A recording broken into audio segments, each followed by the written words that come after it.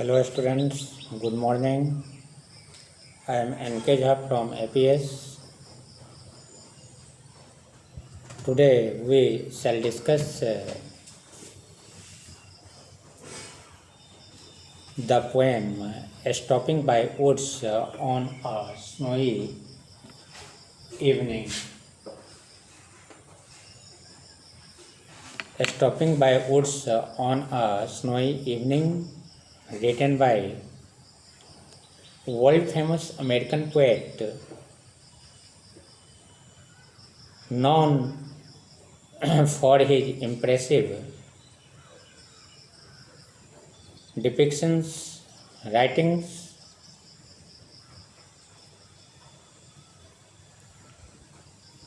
and who composed this particular poem, Stopping by Woods on a Snowy Evening. So first two stanzas we have discussed before this class, but today the remaining part I will explain. So firstly, the two stanza you have to read once again. Whose woods these are, I think I know. Robert Frost says, when he was on tour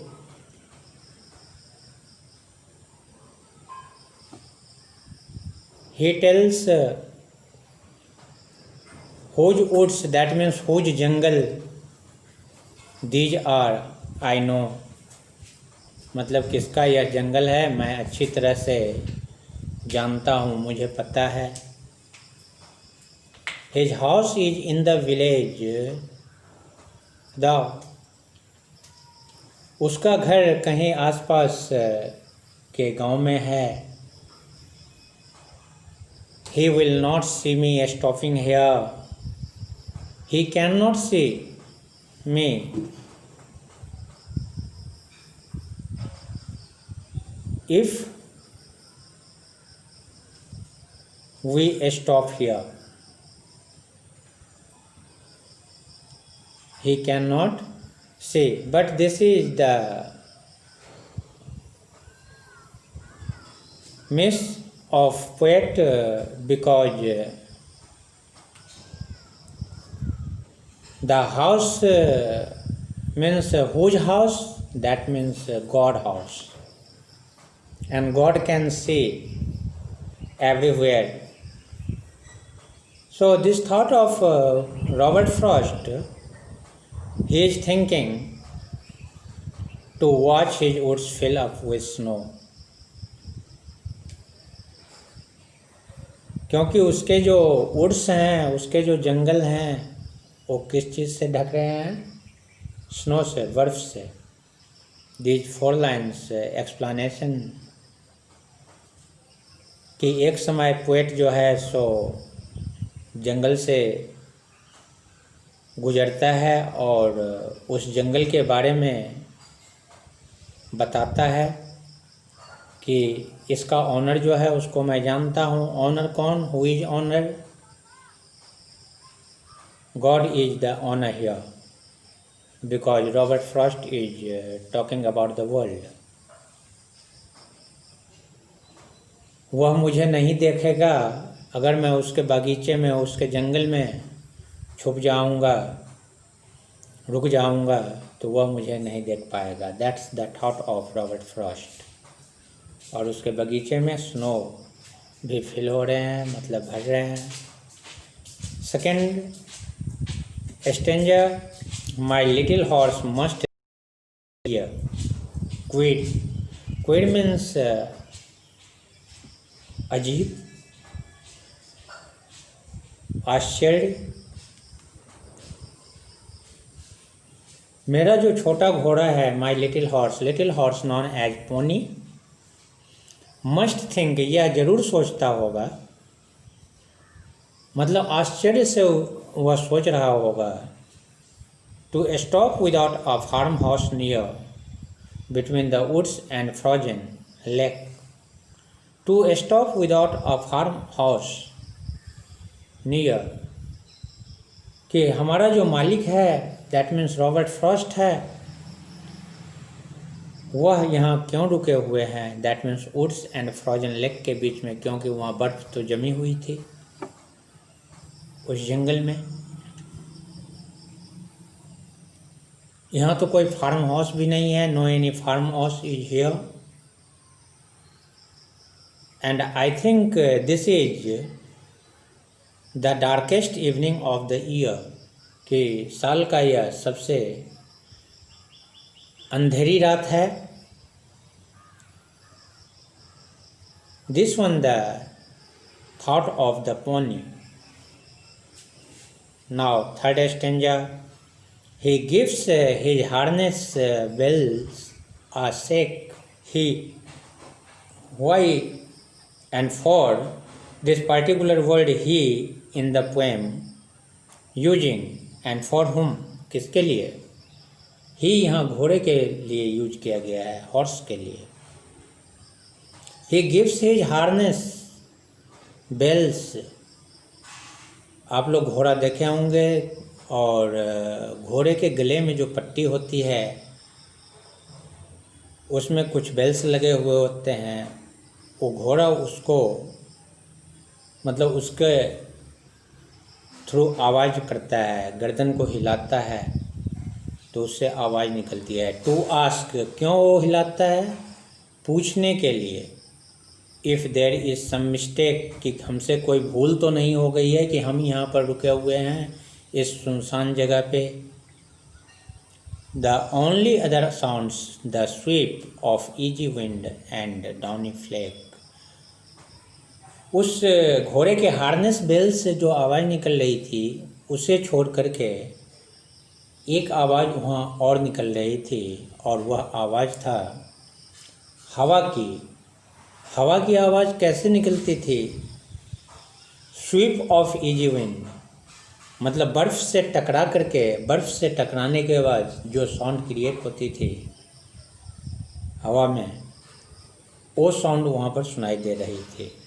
so the horse is asking from his master,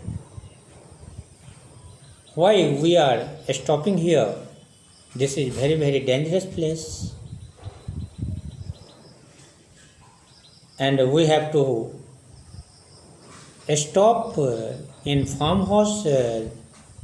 There is no any farmhouse.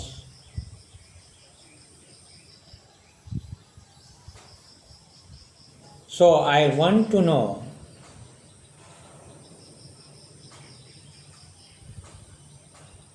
it is our mistake or not? So this kind of thought of pony, that means the little horse. The last one, the woods are lovely, dark and deep. Woods are lovely, मतलब जंगल जो हैं सो बहुत ज़्यादा प्यारा हैं, attractives हैं। Dark and deep, deep means dense, deep means dense मतलब घना है, अंधेरा है। But I have promise to keep, Robert Frost is telling कि मैंने अपने आप से प्रॉमिस किया है,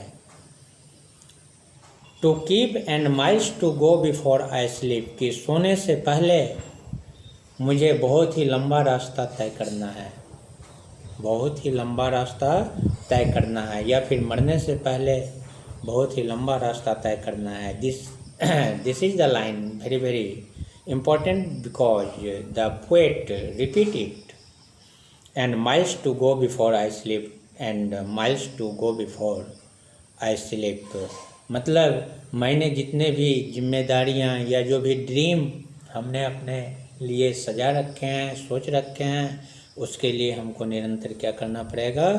चलना पड़ेगा, डिस्टेंस कवर करना पड़ेगा। This is my promise and this is the poem and thought of the Robert Frost, and according to the thought of Robert Frost and according to the poem, the poet wants to give the message to the students. Firstly, you have to set up your goal and make up your mind, and through destination and hard work, you will reach on top, because you have to go thousands of miles before sleeping or before dying. After that, you can get success, and according to the poet, you will have to express your thought, because woods here means the world, but it's not related from here. So woods means जंगल. जंगल किसका? भगवान का. World किसका? भगवान का. Okay, उसका घर कहीं गांव में है, बट पोएट को नहीं पता, पोएट डजंट नो, और वह अपने आप से कहता है कि यदि मैं इस जंगल में रुक जाऊंगा तो इसका जो मालिक है, ऑनर है, वह मुझे नहीं देख पाएगा. लिटिल हॉर्स को बहुत ही आश्चर्य होता है. लिटिल हॉर्स यह सोचता है कि हम जहाँ रुके हुए हैं, क्योंकि पोएट के साथ एक लिटिल हॉर्स होता है, क्योंकि उसी पे वो जर्नी कर रहा होता है. यहाँ तो कोई फार्म हाउस भी नहीं है, और जहाँ हम रुके हुए हैं वह जगह जो है सो वुड्स और फ्रोजन लेक के बीच में है. The darkest evening of the year, और अंधेरा, बहुत ज़्यादा अंधेरा है. आई थिंक बहुत इस साल का सबसे डार्केस्ट इवनिंग है ये. तो घोड़ा जो है सो मालिक से पूछता है, रॉबर्ट फ्रॉस्ट से आस्किंग करता है अपने हार्नेस बेल्स के द्वारा कि कहीं हम लोगों से कुछ मिस्टेक तो नहीं हो गई है कि हम लोग यहाँ रुके हुए हैं. द ओनली अदर साउंड्स, और उसके अलावा, उस साउंड के अलावा, उस जगह पे, उस प्लेस पे एक दूसरी साउंड आते रहती है. वो साउंड है हवा की, और हवा स्पेशली जब बर्फ़ से टकराती है तो एक साउंड क्रिएट होता है. उसी साउंड की रॉबर्ट फ्रॉस्ट टॉक कर रहे हैं. या फिर आप ऐसे कह सकते हैं कि बर्फ़ जो जमी हुई है उससे टकराने के बाद, हवा टकराने के बाद बर्फ़ जो है सो ब्रेक होती है और फिर गिरती है, तो जो साउंड क्रिएट होता है, like that you can tell also.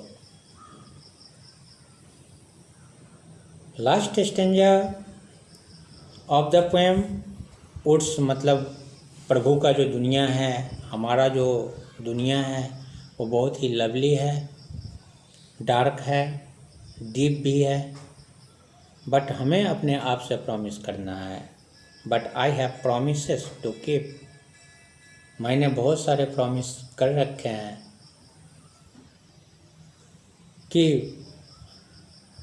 हम उसको पूरा करेंगे. कैसे? And miles to go before I sleep, कि जब तक हम सोएंगे, सोने से पहले हम उस ड्रीम को, उस थॉट को, उस व्यूज को पूरा करेंगे. Because I have kept my promise, and miles to go before I sleep. Understand? So this is the poem, and I think you have understood it, and you will have to try comprehension and answer the questions.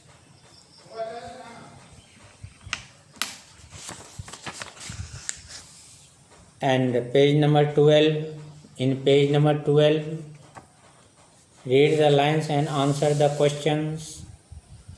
These are 3 type questions. and you have to solve yourself, and appreciation is given, and you have to focus on it. Okay, and in next class I will teach you engine travel. This is the next chapter. Okay, but firstly you have to solve